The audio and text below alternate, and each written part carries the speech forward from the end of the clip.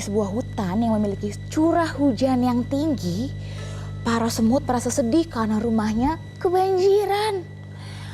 Ratu Semut meminta para prajurit semut untuk membangun sarang baru di atas pohon. Tapi ada satu semut bernama Dodo yang tidak mau bekerja sama dan maunya membangun rumah sendiri. Karena menurut dia membangun rumah bersama koloninya itu akan merasa sempit sekali. Dan suatu hari ketika sarang para semut sudah hampir jadi, sarang Dodo belum jadi. Ia merasa kelelahan dan saat hujan turun tiba-tiba, Tolong, tolong, nggak ada yang mau tolongin aku, tolong. tidak ada yang mendengarnya karena biasanya di sekitarnya ada teman-teman koloninya. Kali ini dia hanya sendirian. Akhirnya dia menembus hujan untuk meminta tolong mendekati sarang para koloninya di atas pohon. Tolongin aku kebanjiran, tolong. Teman-teman koloninya menolongnya dan disitulah Dodo meminta maaf. Teman-teman, aku minta maaf ya, kalau saja kemarin aku mau bekerja sama dengan kalian, pasti rumah kita sudah di atas pohon dan aku nggak kebanjiran. Teman-temannya pun memaafkan Dodo dan sejak saat itu Dodo selalu mau bergotong royong bersama teman-temannya. Bergotong royong cara kerjamu, sepotong roti dibagi-bagi, bertemu teman selalu salaman, semut lucu sekali.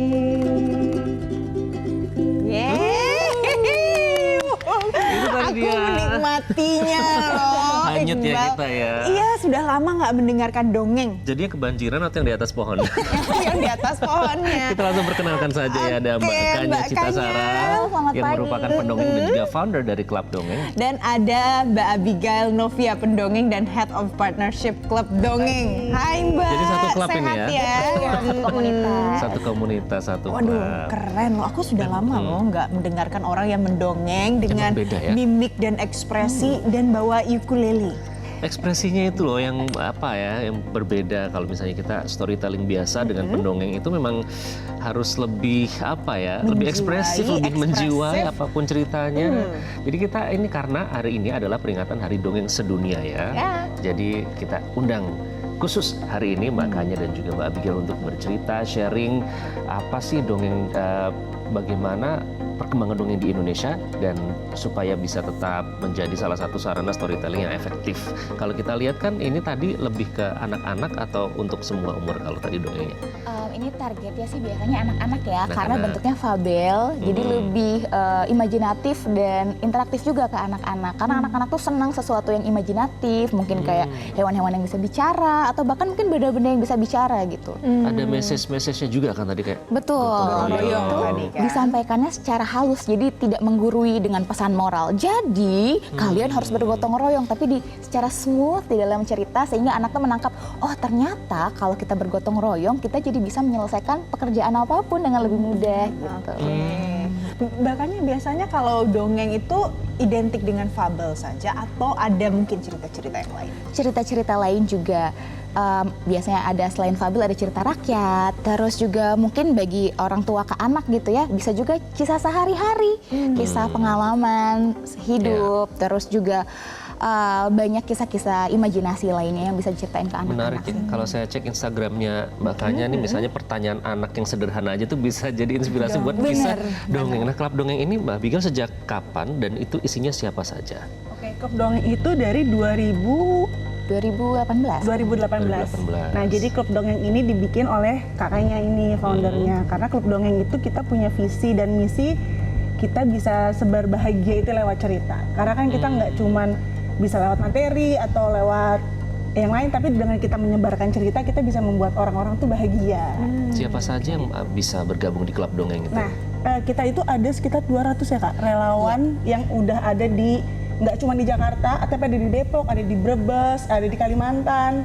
Nah, kayak gitu. Jadi kita bergabung di dalam klub dongeng ini, terus kita bekerja sama, kita suka nanya-nanya tentang dongeng itu gimana, kayak gitu. Oke, jadi sudah dari 2018. Ya, betul. Dan ini pemirsa nggak cuma di Jakarta saja. Saya sih sebenarnya tertarik ya Iqbal, mau belajar lagi soal kalau mendongeng tuh ada trik-trik khusus nggak sih? Nanti kita akan ulik pemirsa, tapi kita harus jeda terlebih dahulu. Tetaplah bersama kami di Selamat Pagi Indonesia.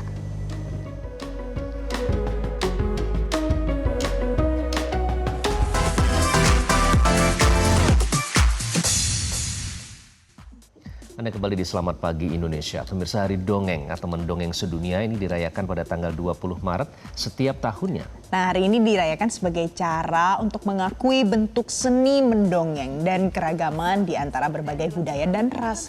Mendongeng, pemirsa, dianggap sebagai metode komunikasi yang bisa menembus ruang dan waktu serta masih memiliki relevansi dengan masa kini. Mendongeng bisa disajikan dalam bahasa dan bentuk apapun serta tetap bisa dimengerti dan juga dipahami.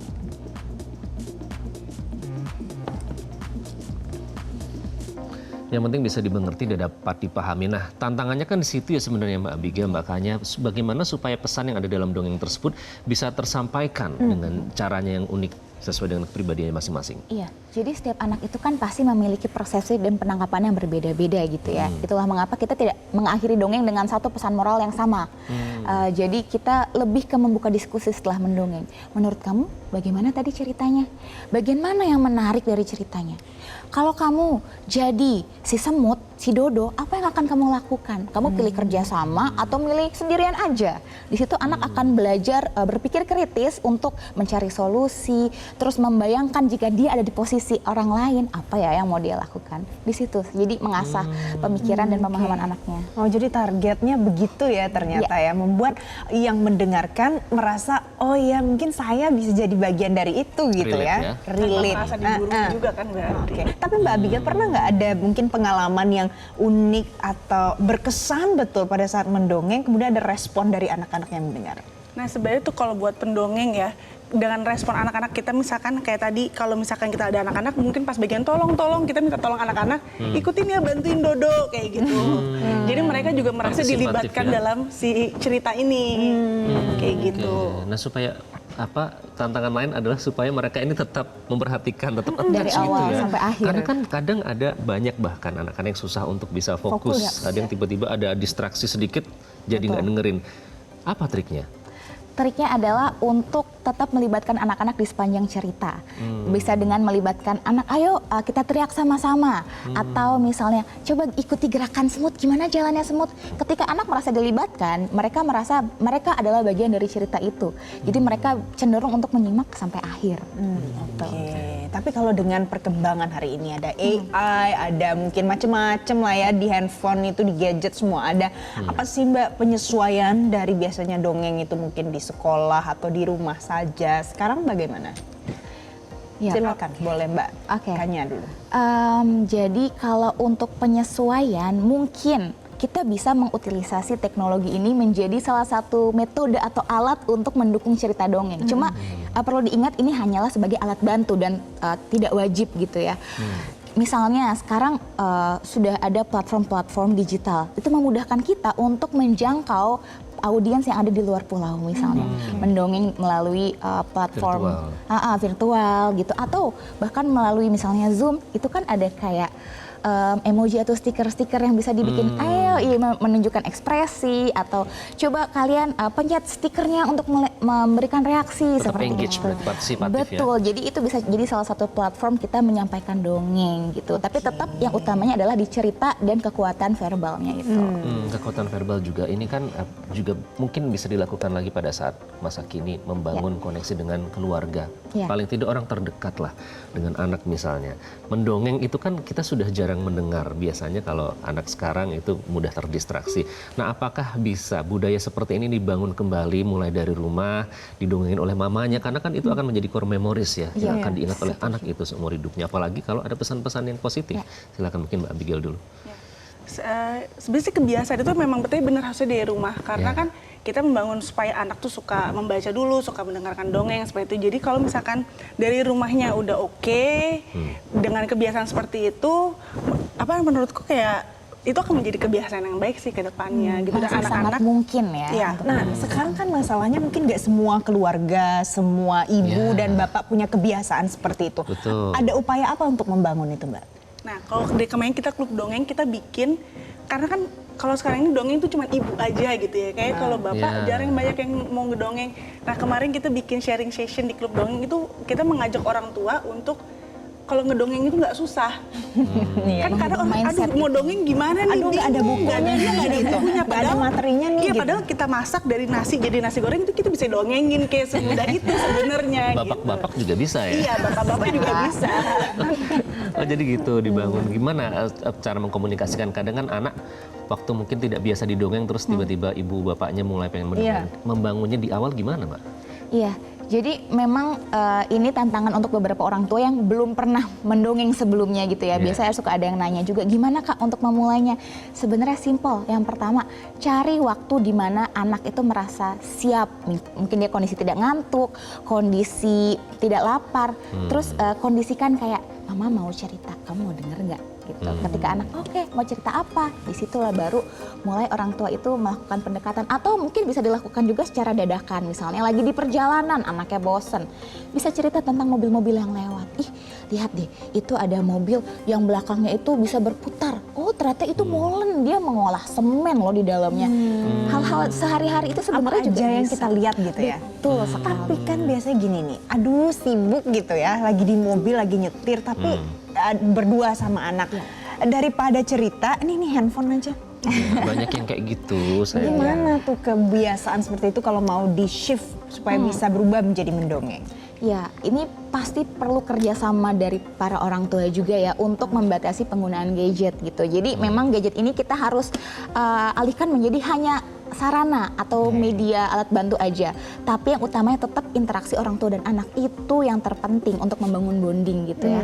Jadi orang tua mungkin bisa batasi penggunaan gadget dan luangkan waktu, buat waktu untuk mendongeng dalam sehari. Nggak perlu banyak-banyak deh, minimal 5-10 menit dulu aja. Tapi yang penting konsisten, dilakukan tiap konsisten. hari. Jadi agenda klub dongeng ini apa? Karena kan saya dengar juga suka volunteer juga pada saat ke daerah-daerah bencana apa? Nah, kalau agenda kita itu kita di sharing session ada dongeng sosial sama ada acara tahunan kita Pesta Klub Dongeng. Nah, kalau dongeng sosial ini kita suka ke seperti ke panti asuhan atau ke rumah sakit. Jadi kita mendongeng untuk anak-anak yang keterbatasan di sana, misalkan dia lagi mesti transfusi darah, jadi kita hadir di situ. Di rumah sakit. Oke. Jadi ada misi sosial juga ya tentunya ya. Baiklah, terima kasih. Aduh keren deh, aku senang banget hari Makanya, ini Mbak sharing Abigail. sessionnya soal dongeng. Nah, Pokoknya tapi kita mau denger lagi ya Iqbal ya. Mau denger Once Upon a Time ada suatu hari. Sekaligus nanti Apa kita menutup. kolaborasi dongeng gitu? Coach bisa. Belum siap kayaknya saya harus belajar dulu nih bapak-bapak. Masak nasi goreng. Oh, iya. Kita akan dengar ya Iqbal pemirsa. Ini ada satu cerita dongeng singkat lagi yang bisa jadi inspirasi untuk Anda. Silakan. Terima Mbak kasih. Abigail dan kakaknya. Di sebuah hutan tinggallah sepasang sahabat, seekor kelinci dan juga seekor kura-kura yang jalannya lambat.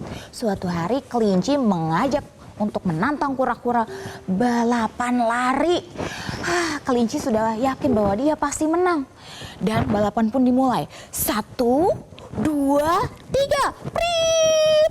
Kelinci berlari, melompat dengan sangat kencang. Ia yakin pasti bisa menang. Sementara kura-kura tetap yakin dengan prosesnya yang tidak begitu cepat, tapi dia terus melakukan tanpa henti. Di tengah jalan kelinci melihat ke belakang, kura-kura masih belum sampai, jauh sekali. Ia pun memutuskan untuk tidur di dekat pohon. Hingga tiba-tiba kelinci terbangun. Dia melihat, di mana ya kura-kura? Ternyata kura-kura sudah hampir mencapai garis finish. Sedikit lagi kelinci pun mengejar kura-kura hingga tiba-tiba, tolong, aku kesandung. Wah, kelinci tersandung. Sepertinya kakinya terluka. Bagaimana ya? Apa aku melanjutkan saja hingga garis finish atau aku berbalik dan menolongnya? Oh tidak. Kelinci adalah sahabatku, jadi aku harus menolongnya. Kura-kura berbalik dan memanggul kelinci di atas rumahnya yang sangat kokoh. Lalu mereka bersama-sama menuju ke garis finish. Dan sejak hari itu, kelinci tidak lagi mengadu keahliannya dengan kura-kura. Karena ternyata setiap hewan, setiap makhluk memiliki keahliannya masing-masing. Yang terpenting adalah saling menolong untuk mencapai persahabatan yang tiada batas. Sekali lagi thank you Saling makanya Mbak menolong. Abigail. Iya sih, Mas. Jadi setelah ini Terima kita kasih. akan berlari lagi, tapi tolong tetap di Metro Tetap di TV. Selamat Pagi Indonesia dulu, kita jeda terlebih dahulu pemirsa. Tetaplah bersama kami. Mbak, terima kasih. Thank you.